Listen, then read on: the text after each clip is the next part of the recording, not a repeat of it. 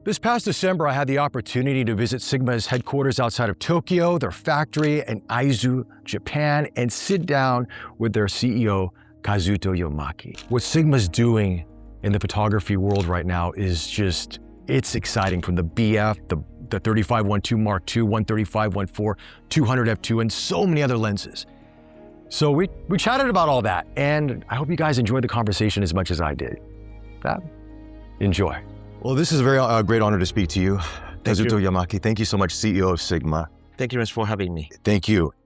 And we had the opportunity of having a tour yesterday at your factory here in Aizu. And one of the things that stood out to me was, first off, you don't have an office. You just sit in the center of these engineers, if I'm not mistaken. Exactly. So, I mean, and you travel all over the world. You're going to the US, you're going to China, you're going all over to sort of spread the word of Sigma and your innovations in technology.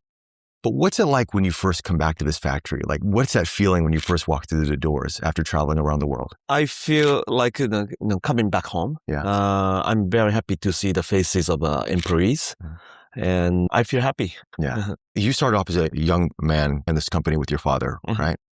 And you, I guess from what I understand, you've worked with the employees, you were right there on the floor with them.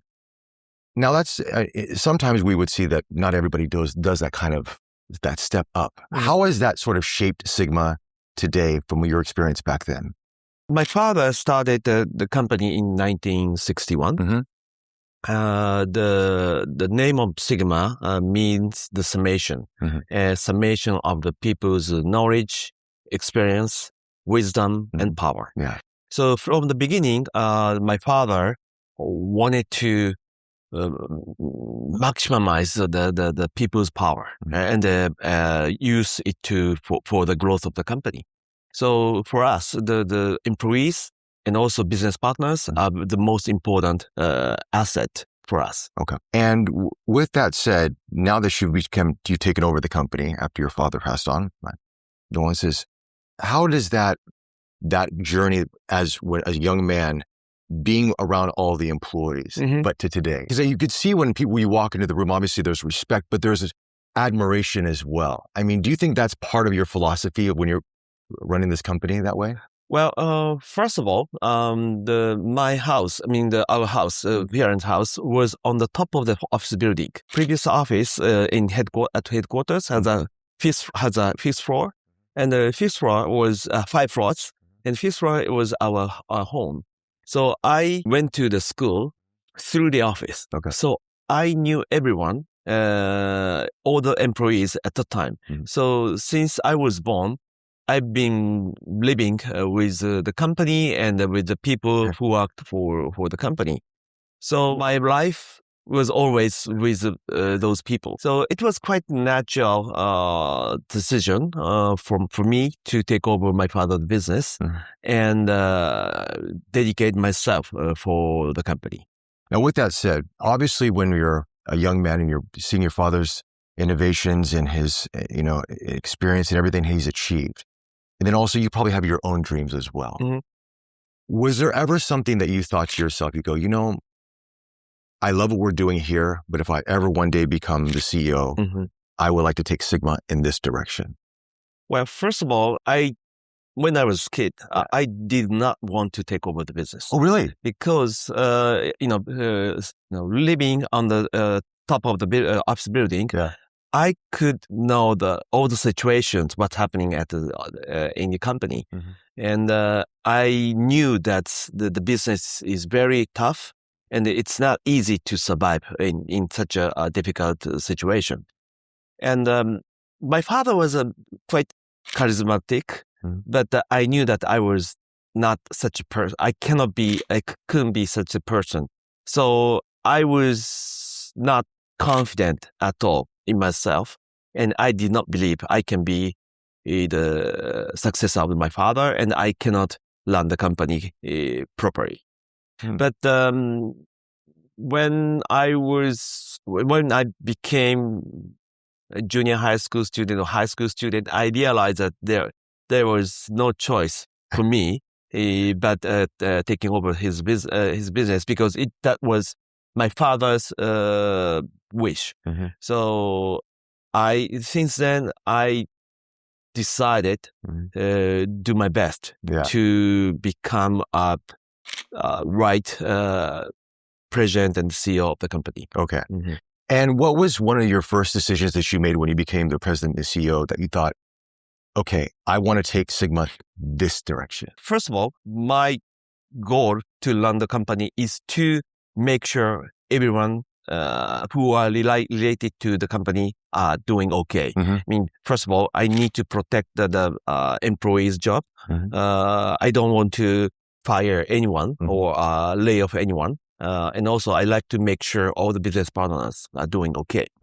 So this is the most important mission for me. Sure. But if I can achieve it, I really wanted to make a innovative, high quality products and provide the best services to anyone. I like to make the company that is respected by customers and the business partners. I really wanted to make the product that I can really recommend to the friends and the school friends and the family. So the size of the company didn't matter for me, but making the best products and providing the best service is the most important goal. Speaking of which, what was the one product that put you on the map that you felt like when you took over, that said, this is something I wanted to do and I got it done, and it kind of brought Sigma forward? That is a very difficult question because all the products we make are like my baby. So I love all products. But if I need to choose one, I would say the first art lens, 35mm f1.4 DG HSM art. Yeah, that was a fantastic lens. It was the first art lens, and there were at that time no company had such a 3 lines, which it has the clear concept. And there was a risk that we may make failure and we may lose business. So it was quite a risky decision. So I was really, really nervous, but I was very happy to know that the product was really well received by the market. Indeed, it was. I mean, to this day, people still revere that lens as one of their favorite Sigma lenses of all time. I quite often meet the photographer or professional cinematographers who bought 35mm f1.4 as a first serious professional lens. I'm quite happy to hear such kind of story. Now, you brought, as you mentioned, the 3 lines, art, contemporary, and sports, and that sort of redefined Sigma. What has been how would I say this? When you go into let's say the sports line, because obviously this is a very competitive, when you're dealing with, say, the top 3, what were things that you wanted to bring to the sports line that was unique to Sigma that the others weren't able to really achieve? First of all, the reason why I wanted to, I created the 3 lines, which has a different concept, was to communicate well or better to the customers. Sometimes interchangeable lens is hard to understand in terms of the concept and quality, performance, and price. So by having the 3 lines, which has a clear concept, I believed we can communicate well. What is the concept of each product? But also, before I became CEO of the company, I have been working with engineers quite a long time. I was the manager of the optical design division. I was the manager of the product design division. I was the manager of the intellectual property division. And also I was the manager of the software development division. And through this career, I realized that having a very clear concept for each product helps a lot engineers to do the best job. If we ask the engineers to implement this, like a high quality optical performance and cheapest cost, lowest cost, and the lightweight, then they are confused. So if we have the clear concept for each product, they do an excellent job. That is what I learned from them. So having such a clear concept, we can do. I believe we can do a really good job. Yeah, and rightfully so. You've done that. And speaking of which, because like you said, you were manager of all these departments, right? Mm-hmm. I mean, how does it work when you're in the company? Do people just come with you with ideas, or are you giving them ideas all the time? Or is it a very cohesive environment, or is it more like a top-down structure? I try to be kind of approachable manager. Mm-hmm. As you said, I don't have my own office. Yeah. So I've been working with engineers and other employees all the time. Mm-hmm. And I try to listen to their opinions as much as possible. Of course, as a manager, my responsibility is to make a decision. Yeah. So eventually I make a decision, but before I make a decision, I try to listen to their opinions as much as possible.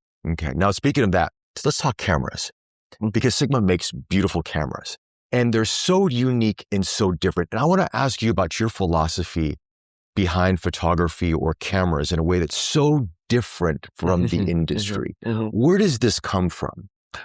Well, basically, I like to create something innovative and something new, rather than making the similar Me Too product. Yeah. So that's my motivation. I like to create something different, unique products. But also, strategically, it's important for Sigma to create something different because Sigma is a very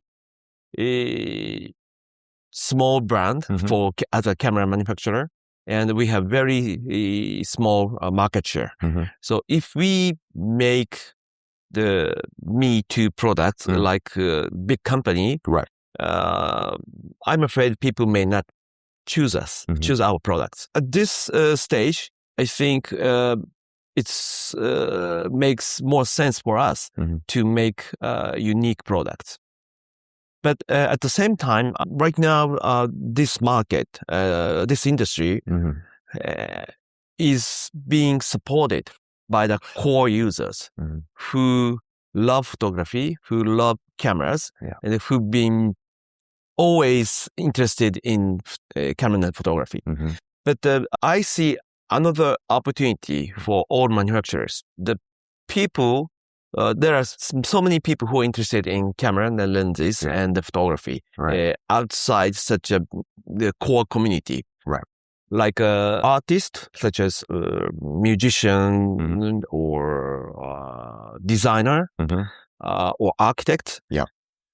They may not go to the camera store so often. They may not check all the product review, but they are quite interested in camera and photography. So I think there is a great opportunity for all manufacturers to provide cameras to such people. Yeah, indeed. And that kind of brings us to your Foveon line, your DP line and all that. So it was so unique. And one thing I noticed about a lot of your cameras, you don't like a viewfinder as much. I mean, a lot of screens, you'll put an attachment like a modular system on some of them, and then some you do, but it seems to be more display and more like using it kind of like an extension of a smartphone in a lot of ways. Where does that come from? Well, first of all, that's your wrong impression that I don't like viewfinder. I like viewfinder. Okay. But viewfinder, if we have the viewfinder, it makes the camera body bigger and bulkier. Because the viewfinder unit is quite big. Sure. And also having a viewfinder on top of the body, especially in the center, then all the camera body looks quite similar each other. True, very true. So for the recent models like Sigma FP and BF, we removed the AVF in the camera, and we offer the AVF as a option. But as you said, I think these days that especially the younger generation always started taking pictures without viewfinder, especially the smartphone. So I think it makes every sense for them to use with this style without viewfinder. Yeah. And with that said, obviously with smartphone technology coming in and so forth and the innovation in that space, How do you, I mean, it has affected photography. It has affected how people take photos, as you mentioned, how people buy cameras or don't buy cameras.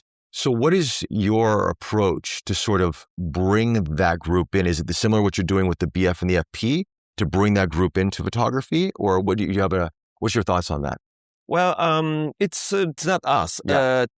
But it's them to choose how to choose camera and lenses. Mm-hmm. But I'll be very happy if they choose our camera and lenses, Mm-hmm. and if they agree with the concept of our products. Okay.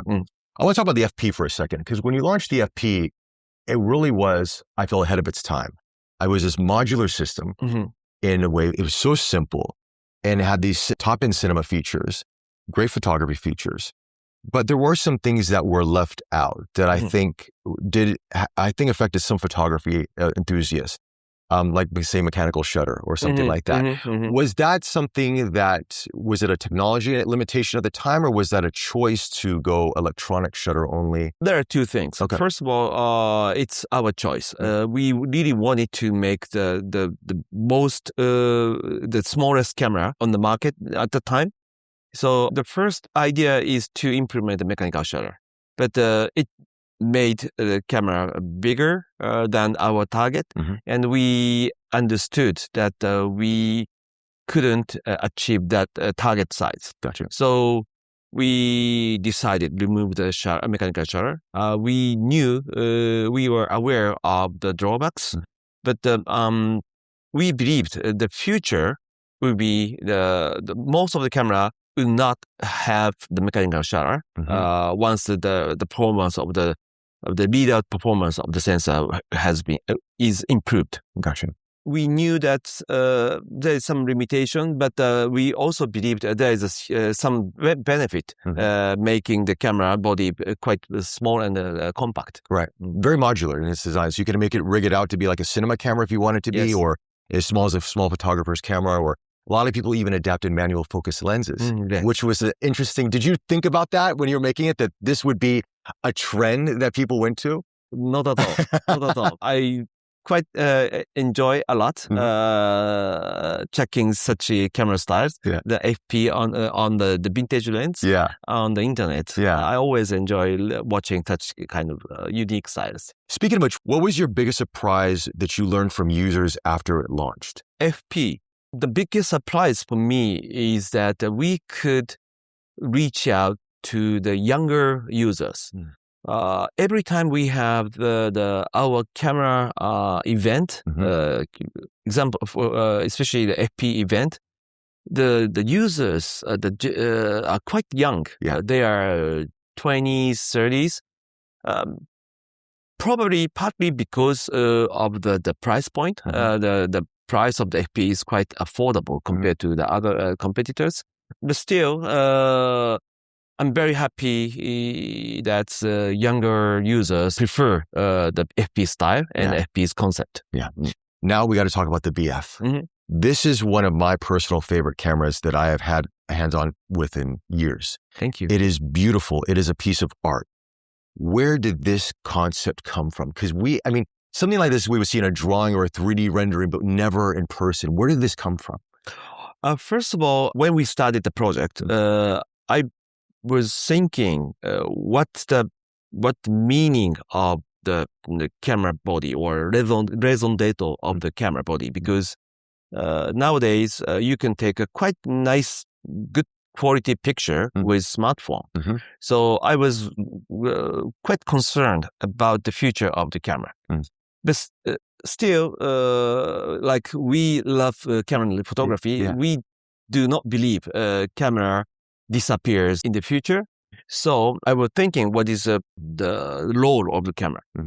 And what I realized was that once you hold the camera in your hand, we try to see the beautiful scene in the daily life, like a beautiful light or beautiful shadow or beautiful color. So the camera triggers your ambition to create something beautiful images, right? True. I don't believe a smartphone have similar influence to the human. So I really wanted to make the camera that everybody can bring every day and used quite often. So in this case, I believe the camera must be compact and simple and elegant, so that you want to bring every day. Yeah. And during that process, I was visiting the exhibition of the Gabrielle Chanel, the founder of the Chanel, and I saw the bottle of the Chanel No. 5 perfume. It was a bottle from 100 years ago, but it's still beautiful. And I thought the simple and elegant design last forever. The value of the simple and elegant product lasts forever. And then I asked our designer and engineers, please make the most simplest and the most elegant camera ever. Wow. How long did it take from concept of that Chanel bottle concept to what we see today? It took quite a long time, actually. I think it took 3 years to develop the camera. Interesting. And the whole UI, the interface, where does that come from? Because it is so different. Yeah. You've kind of broken the mold. You've taken us out of this standard, inundated with menus, and it's so intuitive. I strongly believe our UI designer, that's in-house designer, did a great job to create a totally new user interface.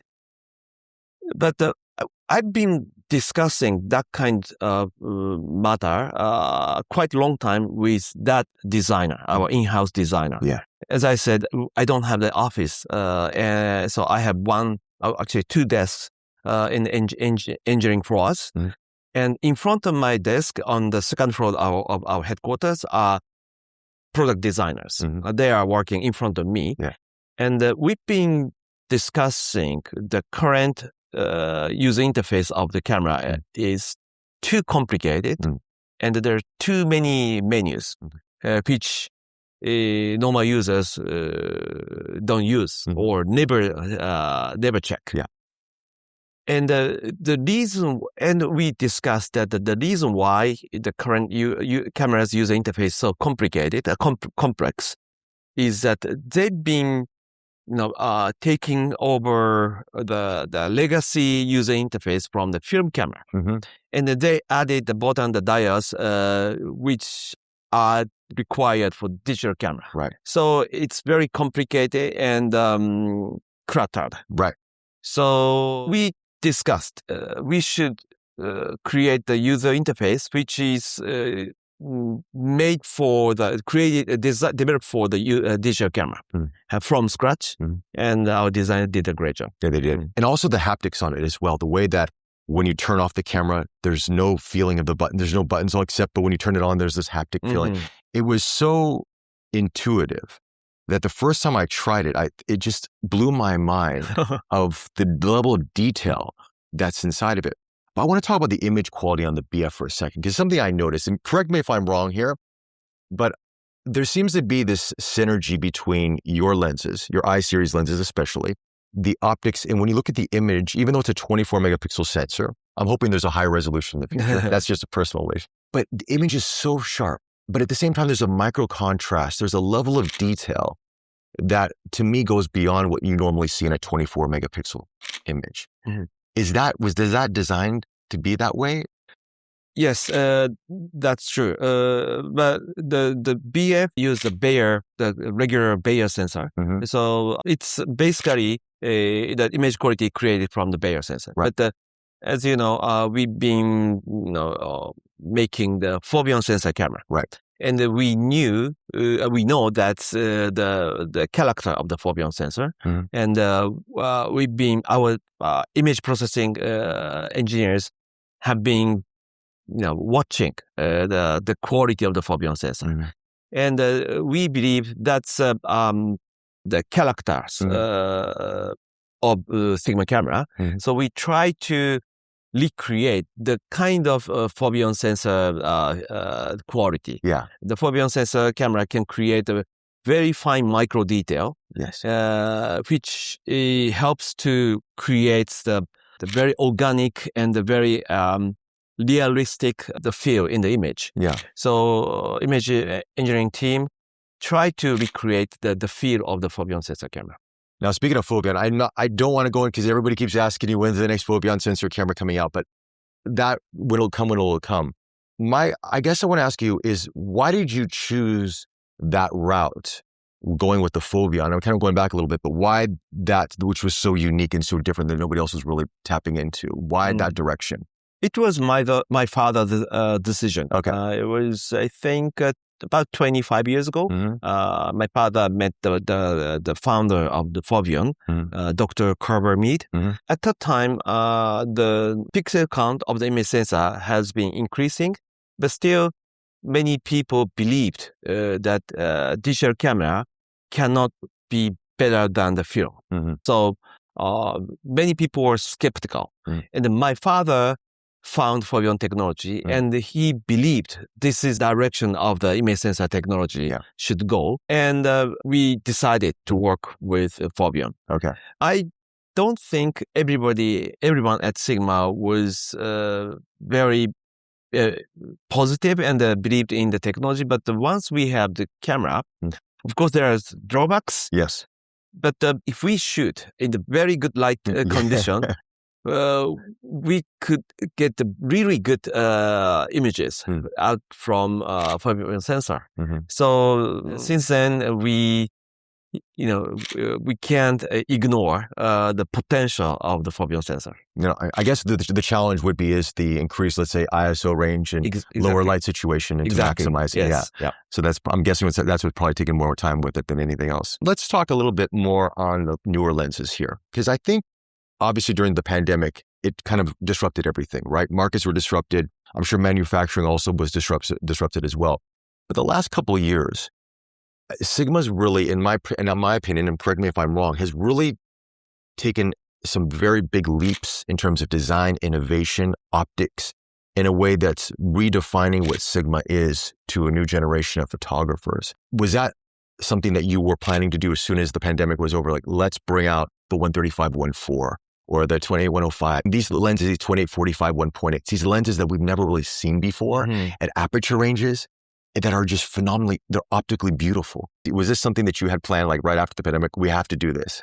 Well, yes and no. Okay. We really like to create something new, something innovative. Like I talked about the camera. Yeah. We have exactly the same philosophy for lens too. So it's our great motivation, source of motivation to make something different or something innovative. Yeah.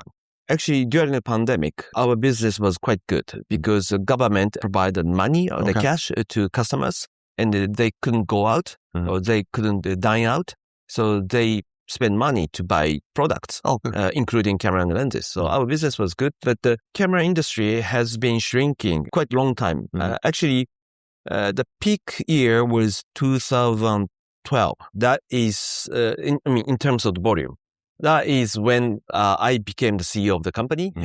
So it was a peak time. Yeah. Right now, the size of the market, the camera and the lenses, are about 1/3 of that time. Sure. So after the pandemic, I was quite concerned about the future of the market. Of course, it does not disappear. Yeah. It does not go to zero. Yeah. But we needed to survive in this tough situation, and I needed to protect the employee's job. So I truly believed that unless we provide the innovative product that has a true value, we may not be able to survive. So we decided to challenge with our full power to create innovative products. Yeah. I mean, this last year alone, with the 135-1.4, which nobody's seen before, which is a beautiful lens. And of course, you kind of brought back this resurgence of the 200 f2. But then you brought a lens out that, I mean, we've talked about this. This is one of my favorite lenses, 35-1.2 Mark II. There's something special about this lens. And we're actually filming on it right now. And I've been using a lot on my videos. Every time I put a video out using that lens, people ask me, what are you filming with? What is that? Look, yes, it's a 35 and it's a 1.2. It's a fast aperture, but there's something unique about the character, but yet the sharpness and the detail. Is this something that, I mean, talk to me about this lens. Was this something that you're were planning, or was this a special lens, or? I would say that our engineers did a great job, but also our environment helped him. Actually, he is one of the best optical designer in our company. But our company's environment helped him to create such a great lens. As we talked, we make cameras, so making camera helps a lot. What the lens performance should be. And also we do a cine lens business. Since we entered that market, not only the marketing team, but also engineering team have been exploring what's the needs of the cinematographers. What's the image quality, especially when it comes to the film. They need the very sharp modern look, but also they need some kind of organic look. And this is very difficult thing to understand. But we've been always exploring what is the needs of the customers, what the lens performance should be. And I think such a environment helped our optical engineer to design that lens. It's really one of these, these lenses this year that I think is surprising. I think a lot of people that reviewed it have called it probably one of the best 35 millimeter lenses, autofocus lenses they've used. Thank you. Ever. I think what you did with the 35-1.4, the art lens, this is that generation right there. That's also true.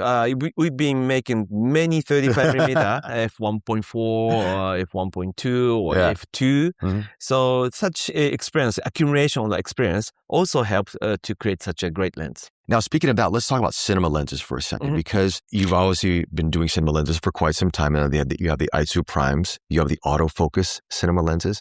Walk us through that. Are you taking this experience from this new generation of lenses and bring it into the cinema world, or is it vice versa? How does that work? I think it's vice versa. The basic technology can be used both for photo lens and the cine lens. The needs of the customers are similar but different. So we can learn from both sides, and we can implement what we learn from them into each lens categories. So autofocus cinema lenses, why decide to go autofocus with that? We learned that unfortunately the film industry is not in a good situation after pandemic, and we learned that the budget for each project is becoming smaller.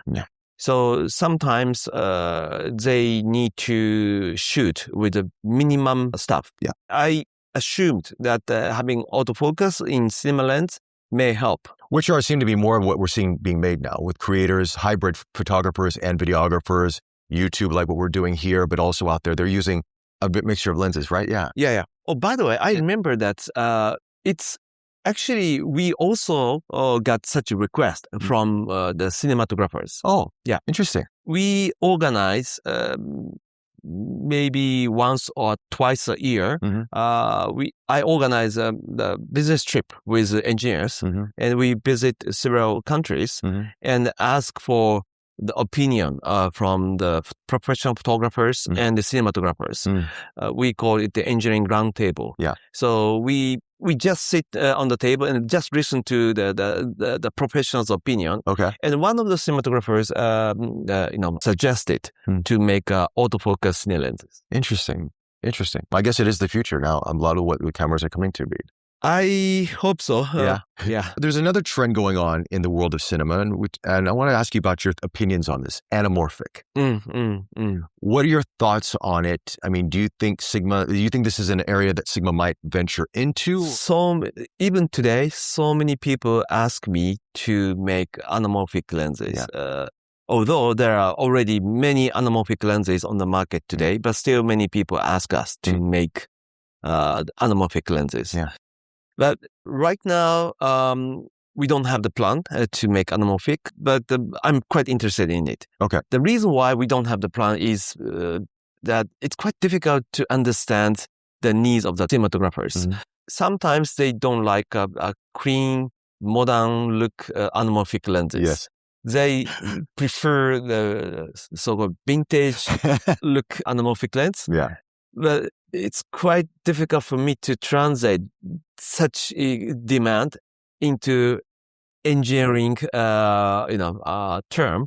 So we are still, exploring what's the needs of the customers. Understand. It's almost like going back in time versus innovating forward. I know what you mean by that. Yeah, because there is this trend where every lens is so sharp and they're almost perfect that people they want to regress a little bit. It's like having vinyl versus CD or MP3. You know what I mean? I guess.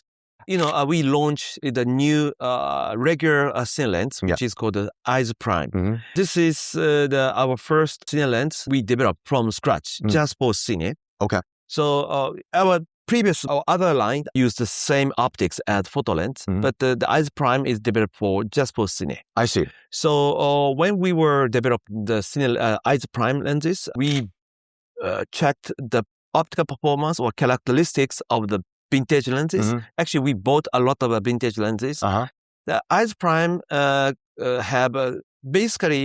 Prime is basically the modern look lens, but we input a little bit of the vintage flavor into the image quality. Okay, so with that said, if you have the I2 primes, then you could actually possibly do something anamorphic as well, possibly. Maybe. Okay. Kazuto-san, I want to say thank you so much for this. I know that you're really busy today. One last question for you. In 20 years from now, where would you like people to see Sigma as a brand? If Sigma become the most beloved brand in this industry, I'll be very happy. So, in other words, in order to be beloved, supported by the many users, we just work very hard every day, and in order to provide the best quality product. Okay. Thank you so much. Thank you very much. Appreciate it. Thank you very much. Thank you. Thank you.